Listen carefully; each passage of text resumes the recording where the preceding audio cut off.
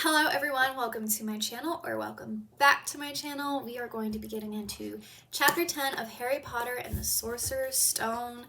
We are halfway through the book, probably a little more than halfway through the book. I am so excited. There's 17 chapters, so we're almost there. And then right after this, I'll head on straight into Harry Potter and the Chamber of Secrets, and we'll keep going through the series. Comment down below if there's any other series you would want to go through or any books in general. I love reading, and it just makes it fun knowing that you're doing something together, in a sense. Alright, without further ado, Chapter 10, Halloween. Malfoy couldn't believe his eyes when he saw that Harry and Ron were still at Hogwarts the next day, looking tired but perfectly cheerful. Indeed, by the next morning, Harry and Ron thought that the meeting the three-headed dog had been an excellent adventure, and they were quite keen to have another one. In the meantime, Harry filled Ron in about the package that seemed to have been moved from Gringotts to Hogwarts, and they spent a lot of time wondering what could possibly need such heavy protection. "It's either really valuable or really dangerous," said Ron. "Or both," said Harry. But as all they knew for sure was that the mysterious object was that it was about 2 inches long, and they didn't have much of a chance of guessing what it could be without further clues. Neither Neville nor Hermione showed the slightest interest in what lay underneath the dog and the trap door. All Neville cared about was never going near the dog again.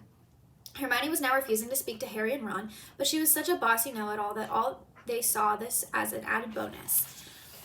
All they really wanted to know was a way of getting back at Malfoy, and to their great delight, just such a thing arrived in the mail about a week later.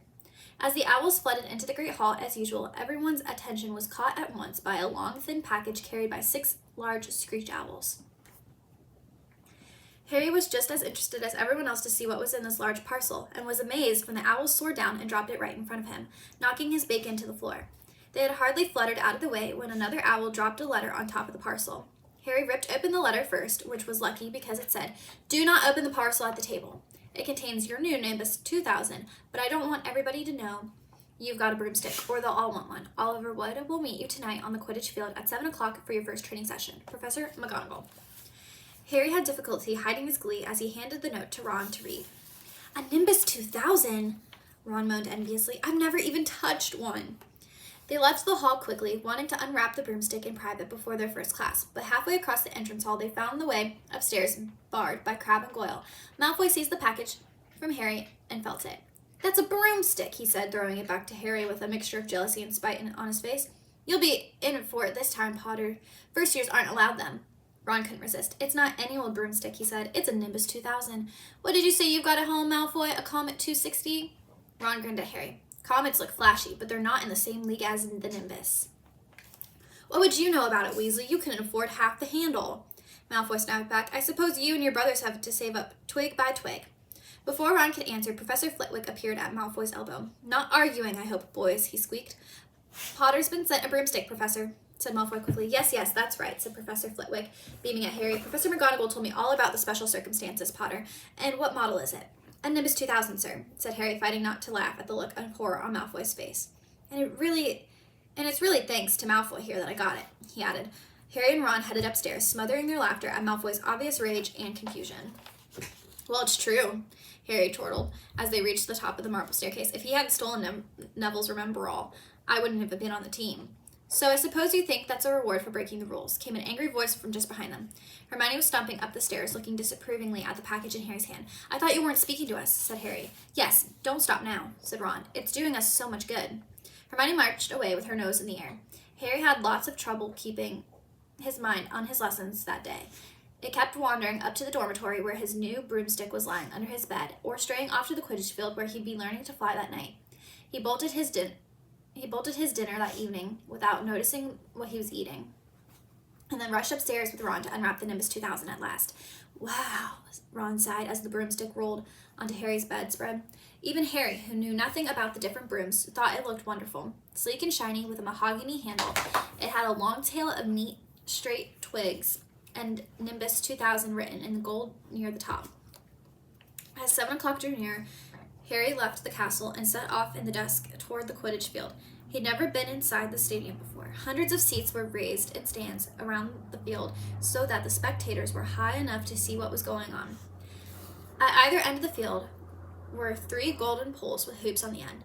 They reminded Harry of the little plastic sticks Muggle children blew bubbles through, except they were 50 feet high. Too eager to fly again to wait for Wood, Harry mounted his broomstick and kicked off from the ground. What a feeling! He swooped in and out of the goalposts and then sped up and down the field. The Nimbus 2000 turned wherever he wanted at the slightest touch. Hey, Potter, come down! Oliver Wood had arrived. He was carrying a large wooden crate under his arm. Harry landed next to him. Very nice, said Wood, his eyes glinting. I see what McGonagall meant. You really are a natural. I'm just going to teach you the rules this evening, and you'll be joining the team practice 3 times a week. He opened the crate. Inside were 4 different size balls. Right, said Wood. Now, Quidditch is easy enough to understand, even if it's not too easy to play. There are 7 players on each side. 3 of them are called chasers. 3 chasers, Harry repeated as Wood took out a bright red ball about the size of a soccer ball. This ball, called the quaffle, said Wood. The chasers throw the quaffle to each other and try to get it through one of the hoops to score a goal. 10 points every time the quaffle goes through one of the hoops. Follow me? The chasers throw the quaffle and put it in through the hoops to score, Harry decided. So that's a sort of like basketball on the broomstick with 6 hoops, isn't it? What's basketball? Said Wood curiously. Never mind, said Harry quickly. Now, there's another player on each side who's called the keeper. I'm the keeper for Gryffindor. I have to fly around our hoops and stop the other teams from scoring. 3 chasers, 1 keeper, said Harry, who was determined to remember it all. And they play with the quaffle. Okay, got that. So what are they for? He pointed to the 3 balls left inside the box. I'll show you, said Wood. Take this. He handed Harry a small club, a bit like a short baseball bat. I'm going to show you what the bludgers do. Wood said, These two are the bludgers. He showed Harry 2 identical balls, jet black and slightly smaller than the red quaffle. Harry noticed that they seemed to be straining to escape the straps holding them inside the box. Stand back, Wood warned Harry. He bent down and freed one of the bludgers. At once, the black ball rose high in the air and then pelted straight at Harry's face. Harry swung at it with the bat to stop it from breaking his nose, and then sent it zigzagging away into the air.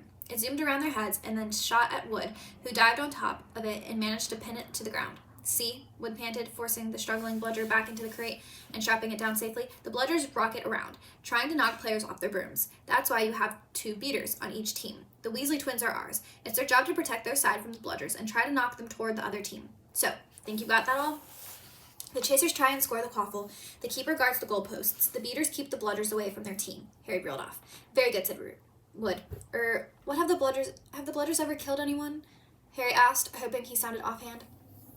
Never at Hogwarts. We've had a couple of broken jaws, but nothing worse than that. Now, the last member of the team is the Seeker. That's you. And you don't have to worry about the quaffle or the bludgers. Unless they crack my head open. Don't worry. The Weasleys are more than a match for the bludgers. I mean, they're like a pair of human bludgers themselves. Wood reached into the crate and took out the 4th and last ball. Compared to the quaffle and the bludgers, it was tiny, about the size of a large walnut. It was bright gold and had little fluttering silver wings. This, said Wood, is the golden snitch, and it's the most important ball of the lot. It's very hard to catch because it's so fast and difficult to see. It's the Seeker's job to catch it. You've got to weave in and out of the chasers, beaters, bludgers, and quaffle to get it before the other team's Seeker. Because whichever Seeker catches the snitch wins his team an extra 150 points, so they nearly always win. That's why Seekers get fouled so much. A game of Quidditch only ends when the snitch is caught, so it can go on for ages. I think the record is 3 months. They had to keep bringing on substitutes so the players could get some sleep. Well, that's it. Any questions? Harry shook his head. He understood what he had to do, all right. It was doing it that was going to be the problem. We won't practice with the snitch yet, said Wood carefully, shutting it back inside the crate. It's too dark. We might lose it. Let's try you out with a few of these. He pulled a bag of ordinary golf balls out of his pocket, and a few minutes later he and Harry were up in the air, Wood throwing the golf balls as hard as he could in every different direction for Harry to catch. Harry didn't miss a single one, and Wood was delighted. After half an hour, night had already fallen, and they couldn't carry on. That Quidditch Cup will have our name on it this year, said Wood happily as they trudged back up to the castle. I wouldn't be surprised if you turned out to be better than Charlie Weasley, and could have played for England if he hadn't gone off chasing dragons. Perhaps it was because he was now so busy with Quidditch, practiced 3 evenings a week on top of all his homework, but Harry could hardly believe it when he realized that he'd already been at Hogwarts 2 months. The castle felt more like home than Private Drive ever had. His lessons, too, were becoming more and more interesting now that they had mastered the basics. On Halloween morning, they woke to the delicious smell of baking pumpkin wafting through the corridors. Even better, Professor Flitwick announced in charms that he thought they were ready to start making objects fly, something they had all been dying to try since they'd seen him make Neville's toad zoom across the classroom. Professor Flitwick put the class into pairs to practice. Harry's partner was Seamus Finnegan, which was a relief because Neville had been trying to catch his eye. Ron, however, had been working with Hermione Granger. It was hard to tell whether Ron or Hermione was angry about this. She hadn't spoken to either of them since the day Harry's broomstick had arrived. "Now, don't forget that nice wrist movement we've been practicing," squeaked Professor Flitwick, perched on top of his pile of books as usual. "Swish and flick. Remember, swish and flick. And saying the magic words properly is very important, too. Never forget Wizard Barufio, who said S instead of F and found himself in the floor of a buffalo on his chest." It was very difficult. Harry and Seamus swished and flicked, but their feather they were supposed to be sending skyward just lay on the desktop. Seamus got so impatient that he prodded it with his wand and set fire to it. Harry had to put it out with his hat. Ron at the next table wasn't having much luck. "Wingardium Leviosa," he shouted, waving his long arm like a windmill. "You're saying it wrong," Harry heard Hermione snap. "It's Wingardium Leviosa.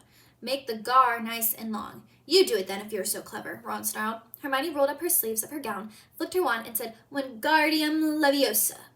The feather rose off the desk and hovered about 4 feet above their heads. "Oh, well done," cried Professor Flitwick, clapping. "Everyone, see here, Miss Granger's done it." Ron was in a very bad mood by the end of class.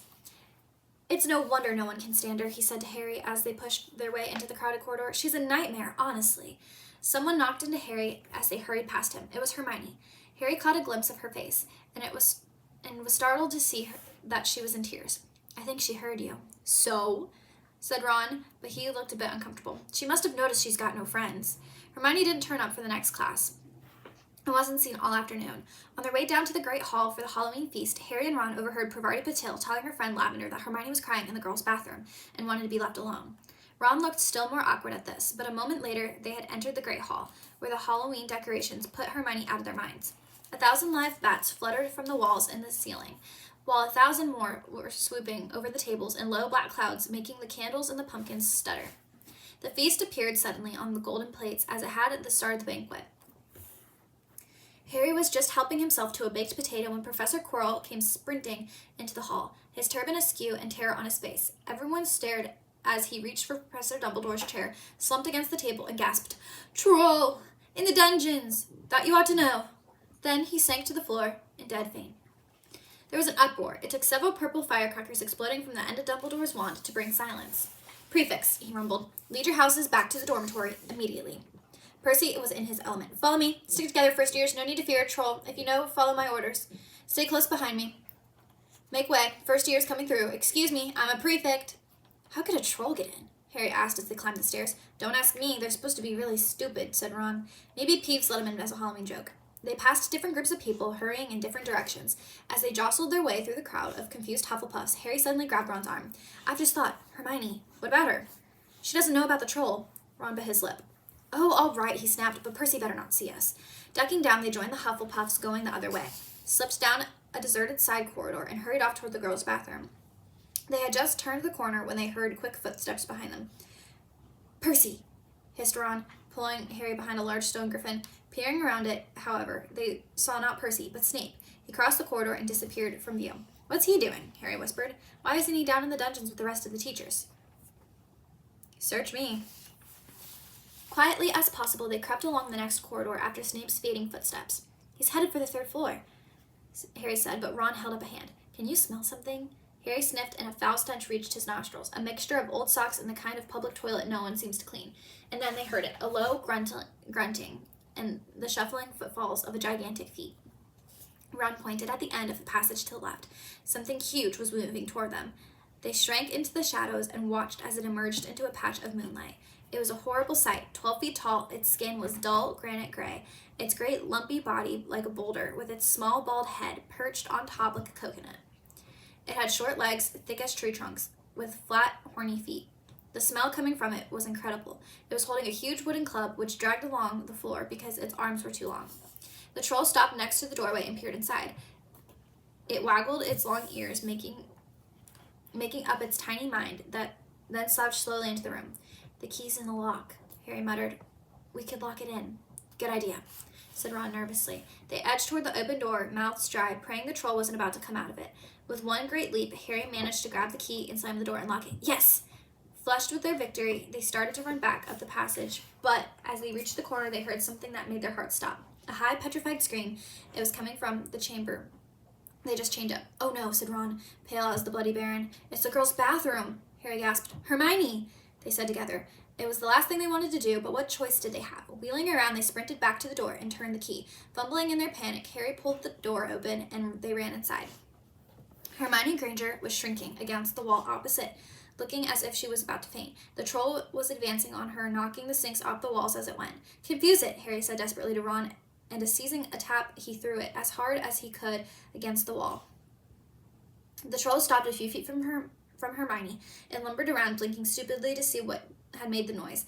Its mean little eyes saw Harry. It hesitated, then made for him instead, lifting its club as it went. "Oi, pea-brain!" yelled Ron from the other side of the chamber, and he threw a metal pipe at it.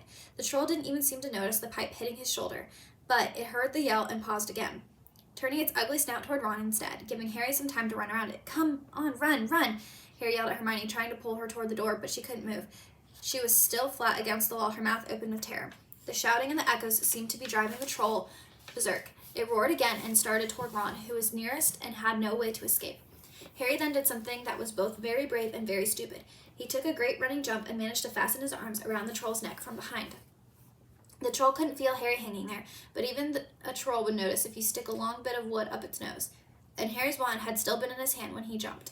It had gone straight up one of the troll's nostrils. Howling with pain, the troll twisted and flailed its club, with Harry clinging on for dear life. Any second, the troll was going to rip him off or catch him a terrible blow with a club. Hermione had sunk to the floor in fright. Ron pulled out his own wand, not knowing what he was going to do when he heard himself cry the first spell that came to his head. "Wingardium Leviosa!" The club flew suddenly out of the troll's hand, rose high up into the air, turned slowly over, and then dropped with a sickening crack onto its owner's head. The troll swayed on the spot and then fell flat on its face, with a thud that made the whole room tremble. Harry got to his feet. He was shaking out of breath. Ron was standing there with his wand still raised, staring at what he had done. It was Hermione who spoke first. "Is it dead?" "I don't think so," said Harry. "I think it's just been knocked out." He bent down and pulled his wand out of the troll's nose. It was covered in what looked like lumpy gray glue. Ugh, troll boogers. He wiped it on the troll's trousers, and a sudden slamming and loud footsteps made the three of them look up. They hadn't realized what a racket they had been making, but of course someone downstairs must have heard the crashes and the troll's roars. A moment later, Professor McGonagall had come bursting into the room, closely followed by Snape, with Quirrell bringing up the rear. Quirrell took one look at the troll, let out a faint whimper, and sat quickly down on a toilet, clutching his heart. Snape bent over the troll. Professor McGonagall was looking at Ron and Harry.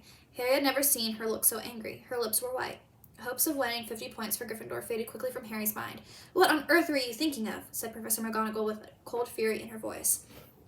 Harry looked at Ron, who was still standing with his wand in the air. "You're lucky you weren't killed. Why aren't you in your dormitory?" Snape gave Harry a swift, piercing look. Harry looked at the floor. He wished Ron would put his wand down. Then a small voice came out of the shadows. "Please, Professor McGonagall, they were looking for me. Miss Granger." Hermione had managed to get to her feet at last. "I went looking for the troll because I thought I could deal with it on my own. You know, because I've read all about them." Ron dropped his wand. Hermione Granger telling a downright lie to a teacher? If they hadn't found me, I'd be dead." Harry stuck his wand up its nose, and Ron knocked it out with its own club. "They didn't have time to come and fetch anyone. It was about to finish me off when they arrived." Harry and Ron tried to look as though the story wasn't new to them. "Well, in that case," said Professor McGonagall, staring at the three of them. "Miss Granger, you foolish girl, how could you think of tackling a mountain troll on your own?" Hermione hung her head. Harry was speechless. Hermione was the last person to do anything against the rules, and here she was pretending she had, to get them out of trouble. It was as if Snape had started handing out sweets. "Miss Granger, 5 points will be taken from Gryffindor for this," said Professor McGonagall. "I'm very disappointed in you.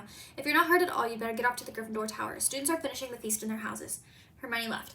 Professor McGonagall had turned to Harry and Ron. "Well, I still say you were lucky, but not many first years could have taken a full-grown mountain troll. You each win Gryffindor 5 points. Professor Dumbledore will be informed of this. You may go." They hurried out of the chamber and didn't speak at all until they had climbed 2 floors up. It was a relief to be away from the smell of the troll, quite apart from anything else. "We should have gotten more than 10 points, Ron grumbled. 5, you mean, once she's taken off Hermione's." "Good for her to get us out of trouble like that," Ron admitted. "Mind you, we did save her. She might not have needed saving if we hadn't locked the thing in it with her," Harry reminded him. They had reached the portrait of the fat lady. "Pig snout," they said, and entered. The common room was packed and noisy. Everyone was eating the food they had been sent up. Hermione, however, stood alone by the door, waiting for them. There was a very embarrassed pause. Then, none of them looking at each other, they all said thanks and hurried off to get plates. But from that moment on, Hermione Granger became their friend. There are some things you can't share without ending up liking each other, and knocking out a 12-foot mountain troll is one of them. And that is the end of chapter 10. Chapter 11 is about Quidditch, and I'm so excited to be getting into that chapter. Make sure you subscribe, like, comment future books that you would want, and make sure you push notifications. That way you can know whenever I upload the next chapter or when I bulk upload, so that you guys can follow along with me and we can continue on through the book. We are so close to be getting done with it, and it's going to be so nice to finish this book and move on to the next one. I will see y'all in the next video. Bye!